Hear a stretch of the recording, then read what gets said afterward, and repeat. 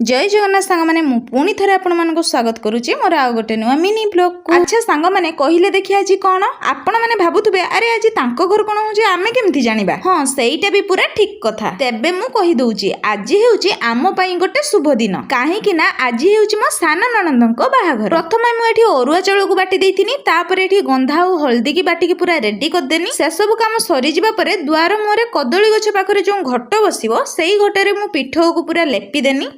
तापरे आमे चललो दुआर मुह पाकू माने ताटी पाकू। एठी आमे सब जिंस को रेडी करके रखी देइथिलु। प्रथमे एठी मु कदली गछ मूलरे पानी छिंची के सेठी गोटे खली पत्र देई देइथिनी। तापरे एठी मु धोळा धान को पकई देइथिनी। ता सहित घट भितरे मु पानी पुरै देइथिनी। पानी पुरैला परे आंबो डालो आउ ता ऊपर पयड देइकी जेमिति पूजा पटल करा जाय सिंदूर लगेइकी सेमति भाबरे मु पूजा पटल करि देइथिनी। एठी तो कदली गछ मूलरे घट बसा सरी गला। तापरे आसिला घरर पाळी। घर कांथ सारा मु एठी पिठौरे झुंटी कटै देइथिनी। ता ऊपर रंगर टुपा चिन्ह भी मार देइथिनी। एसबु काम सरी जिबा परे आमे चलिलु कन्या को हळदी लगेई बाडुओ पानी रे गधेई देबा पई। आ आपण मन तो एठी देखि परथुए मु जो भलिया भाबरे हळदी लगेई तांको गोड़ हाथ को पूरा रगुडुची लागुची तांको देहरु आजी मोळी चमड़ा भी उठी जिबा।